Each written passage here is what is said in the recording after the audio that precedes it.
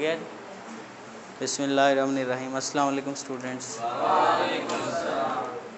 चलें बेटा, आज हमारे पास जो 10th क्लास की फ़िज़िक्स है, ये वीडियो सही आ रही है, ज़्यादा अंधेरा है? सही है। पहले ही रंग मेरा काला, ऊपर से और काला हो जाएगा। चलें कोई नहीं, अल्हम्दुलिल्लाह ऐसे ही ठीक। जैसे अल्लाह ने आपको बनाया वैसे ही ठीक है, क्योंकि अल्लाह ने इंसान को जिस तरह बना दिया है वो उसने बेहतरीन तरीके से, एहसन तरीके से बनाया हुआ है।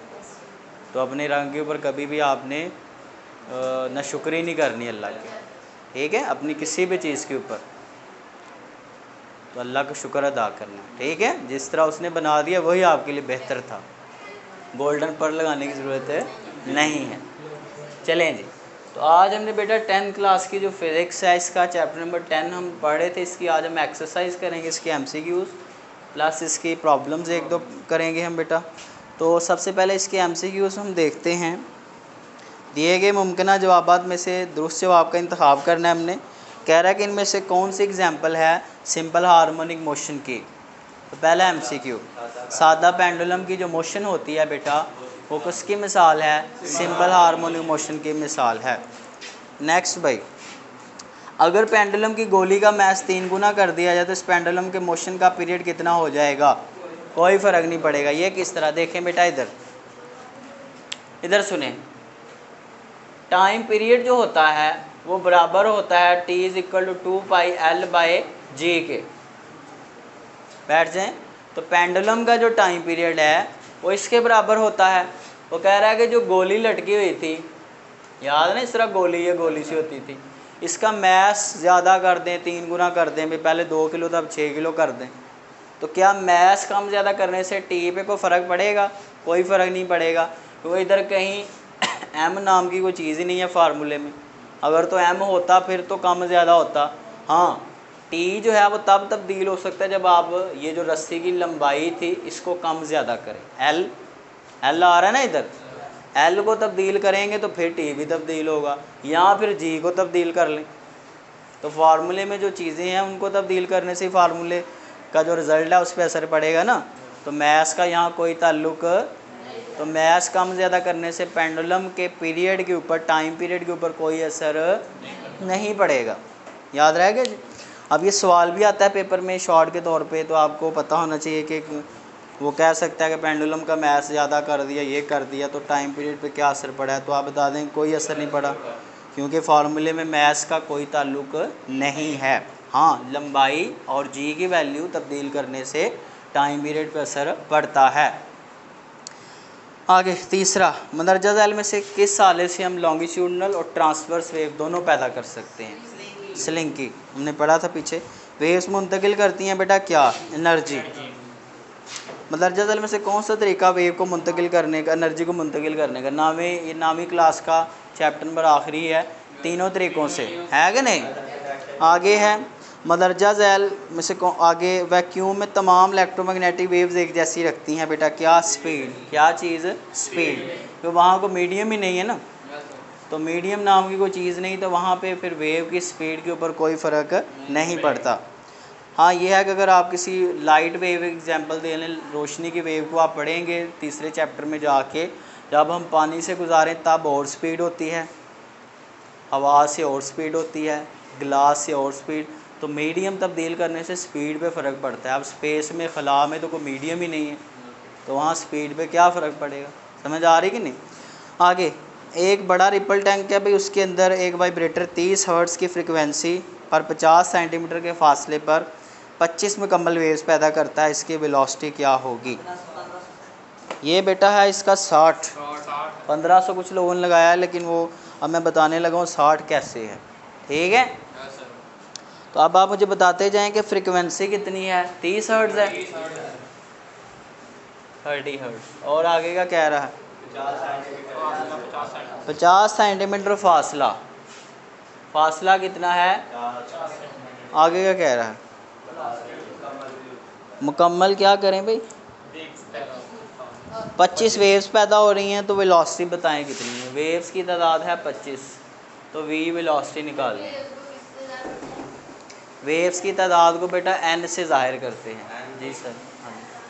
अच्छा वो बच्चे खड़े हो जाए जिन्हें अभी तक वैक्सीन नहीं लगी आपका, जिन्हें वैक्सीन नहीं लगी। हाँ जी, क्यों नहीं बे हम ये कहे आप लोगों ने, कल मैंने क्या कहा था आप लोगों से हैं? हम क्या आपको मिला देना कि एक ही बात आपको बार बार बताते थे, ये वैक्सीन लगेगी फिर ही आपकी जान छोड़ती है। कल बे हम ये कहेगा सारे, ठीक है। चलें अब बेटा आगे देखते हैं हमारे पास आगे क्या है। तो हमारे पास फ्रिक्वेंसी ये, मैं ज़रा इस केस को ना ज़रा ड्रा करने लगा। इधर देखें, इधर सुनो रहीम, एक रिपल टैंक है, उसमें एक वाइब्रेटर लगा हुआ है, वो वाइब्रेट कर रहा है और यहाँ से वेव्स जा रही हैं इस सिरे से इस सिरे तक। रिपल टैंक एक सिरे से दूसरे सिरे तक क्या जा रही हैं, वेव्स जा रही हैं। उन वेव्स की फ्रिक्वेंसी उसने में दे दी है और वेव्स ने इस सिरे से इस सिरे तक जो फासला तय किया वो उसने दे दिया है 50 सेंटीमीटर। बात समझ आ रही है, यहाँ से यहाँ तक फासला। और जो वेव्स टोटल पैदा हुई हैं 1 2 3 4 कितनी हैं टोटल, 25 हैं। यहाँ मैंने चले 5-6 ड्रा की हैं, वो टोटल कितनी वेव्स हैं, 25 वेव्स हैं। अब वो कितनी स्पीड से इधर को जा रही हैं, वेलोसिटी से, वो हमने फाइंड करनी है। अब ज़रा देखें, हमारे पास जो टोटल वेव्स हैं वो हैं n और उसको हमने 25 कहा है, और टोटल जो फासला है वो है हमारे पास 50 सेंटीमीटर। अब अगर मैं क्या करूं, टोटल फासला s और वेव्स की तादाद n, इनको आपस में डिवाइड करूं तो मेरे पास एक चीज़ आएगी, उसको कहेंगे लैम्डा।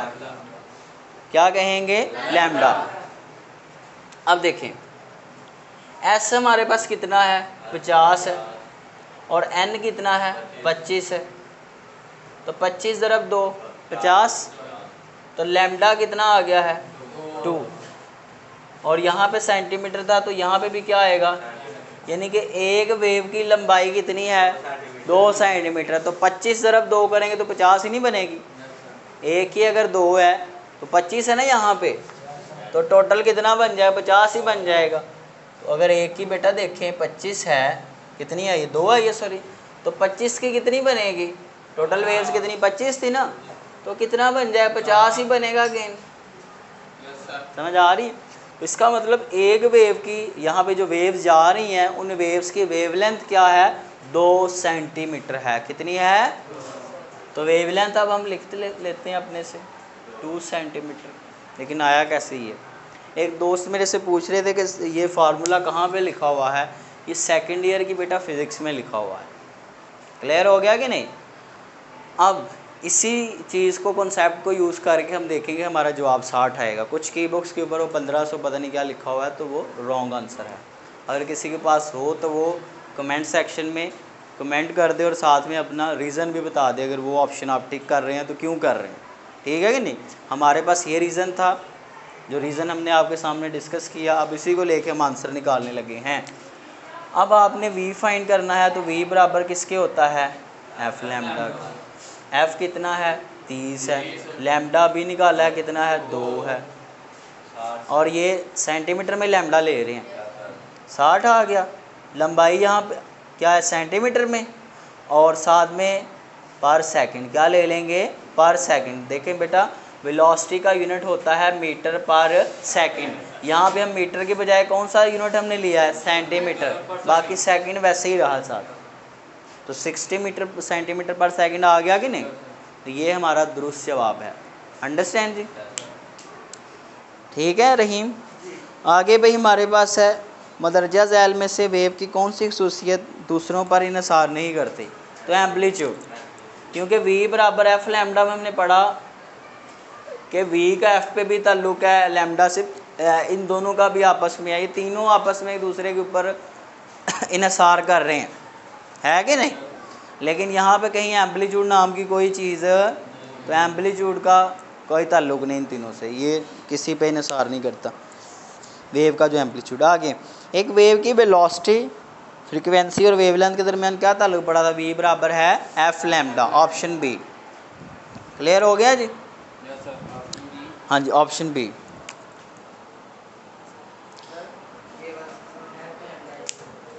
जी हाँ बेटा, देखिए मैंने अभी बताया कि चैप्टर नंबर 3 में आपको पढ़ाऊँगा कि जब हम क्या करें, एक वेव को हवा से गुजारें तो वहाँ उसकी स्पीड और होती है। जब उसी वेव को हम किसी और मीडियम से गुजारें, यहाँ रखा हुआ है सपोज़ आपने पानी, वाटर रखा हुआ है, तो वही वेव जब किसी और मीडियम से गुजरेगी उसकी स्पीड और हो जाएगी। और उसी वेव को जब आगे फिर किसी और मीडियम से गुजारेंगे, सपोज़ आगे आपने कोई रख दिया, सॉलिड रख दिया, चलें ग्लास रख दिया आपने, तो फिर वहाँ स्पीड और हो जाएगी। तो डिफरेंट मीडियम्स के अंदर वेव्स की स्पीड डिफरेंट होती है। लेकिन हम खला में चले जाएं तो खला में तो कोई मीडियम नाम की शय ही नहीं है, तो वहाँ स्पीड चेंज नहीं होगी। बात समझ आई? इसलिए मैंने स्पीड वाले पे टिक कर दिया। आगे बेटा चलेंगे, इसके प्रॉब्लम्स करते हैं। दें ज़रा डस्टर। हाँ शॉर्ट बेटा आपने इसके ऐसे करने हैं, 2 इसके दिए हुए हैं लेकिन आपने एक वाला करना है। एक दिया ऊपर सवालात का आता, रिव्यू क्वेश्चंस, वो आपने बस करने हैं, ठीक है? पेपर में यही आएंगे और यही आप करेंगे। हाँ नीचे वाले जो हैं वैसे अपने नॉलेज के लिए आप पढ़ सकते हैं, पढ़ के देख लीजिए, अगर कोई किसी सवाल में मसला है तो आगे पूछ लीजिएगा, ठीक है? अब पहला है हमारे पास, अब बताते जाएंगे ज़रा डाटा। प्रॉब्लम नंबर 1 है भाई, डाटा बताएं मुझे क्या है उसका। टाइम पीरियड कितना है भाई? आगे लंबाई मालूम करें, चांद पर, फिर इसकी ज़मीन पर लंबाई, और GM/6। जी कितना होता है? 10 होता है, तो वो कितना आएगा? GM 1.66 आएगा, ठीक है? ये जब 10 को 6 से करें। इस तरह जी कितना दिया हुआ? 10, जो मैंने इधर पुट कर दिया, ठीक है बच्चों? बहरहाल ये उसने हमने ऊपर लिख दिया सॉल्यूशन। मैं कुछ फार्मूले अभी इधर बना देने लगा हूँ, आइंदा उनको मैं डायरेक्ट यूज़ करूँगा, तो आपने वो सुन लेने हैं। देखें बेटा, हमने एक फार्मूला पढ़ा है टी का, T बराबर है 2πL/G। तो L का, जब L निकालने के लिए कहेगा इसी से ही L निकालना है, जब G निकालने के लिए कहेगा इसी से ही G निकालना है। T निकालने तो T तो वैसे सिंपल दिया है साइड पे, ठीक? तो सपोज यहाँ पे L कह रहा है, तो L कैसे निकालेंगे? पहले तो T, ये 2π इधर आगे डिवाइड हो जाएगा, है कि नहीं? इधर ज़रब हो रहा था ना, उधर जाके डिवाइड हो गया। दोनों साइडों पे आपने स्क्वायर रूट ले लेना है, बल्कि स्क्वायर रूट हमने अभी स्क्वायर लिया, और जब स्क्वायर लेंगे तो इधर क्या पड़ा? स्क्वायर रूट पड़ा हुआ था। पहले 2π इधर आगे वैसे डिवाइड हुआ ना, अगले स्टेप में हमने क्या ले लिया? स्क्वायर ले लिया। स्क्वायर लेंगे तो ये कट जाएगा, समझ आ रही है? तो पीछे ये रह जाएगा L/G, समझ आ रही है? अब जब L निकालना है, G को इधर उठा के ले आओ, पीछे क्या रह गया? L रह गया। तो ये L का फॉर्मूला है।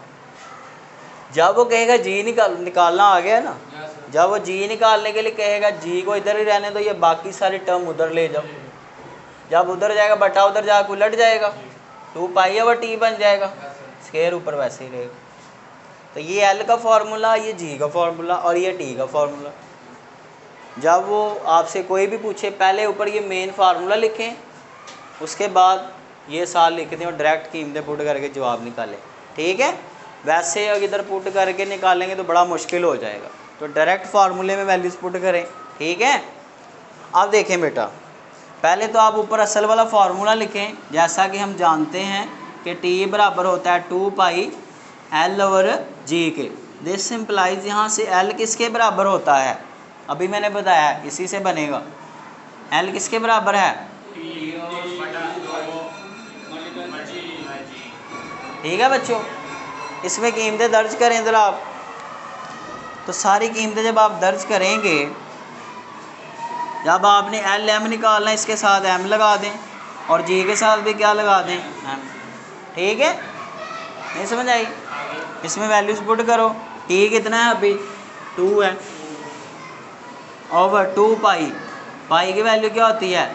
3.14, उसका ऊपर स्केयर है। जी की वैल्यू कितनी है 1.66, एम वाला जी। तो अब आपने करना क्या है, एक एक स्टेप करके कीजिएगा। पहले इसको इससे मल्टीप्लाई करें, फिर इसका जो भी आंसर है उसे 2 से डिवाइड करें, फिर इन दोनों को डिवाइड करके जो भी आंसर है उसका क्या लें, फिर उसको मल्टीप्लाई कर इसके साथ 1.66 के साथ। अंडरस्टैंड जी। तो एक आंसर आ जाएगा। इसी तरह जब आपने दूसरा करना है तो वो तो आप खुद कर लेंगे। L = T/2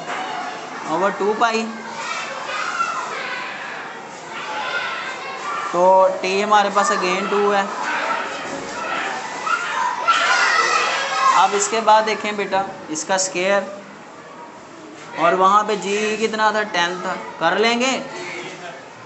तो एक इसका आंसर आ जाएगा, एक इसका आंसर आ जाएगा, वही आपकी प्रॉब्लम्स के आंसर होंगे। क्लियर हो गया जी? ठीक है बच्चों। तो अभी आप ज़रा कैलकुलेटर से निकाल के देख लें मेरे जाने के बाद। और आज के लिए इतना ही काम है आपका। कल आप MCQs करके हैं, प्लस साथ में ये करके आइएगा एक जो हमने किया है। ठीक है, अपना ख्याल रखें बेटा। अल्लाह हाफिज़। चलिए।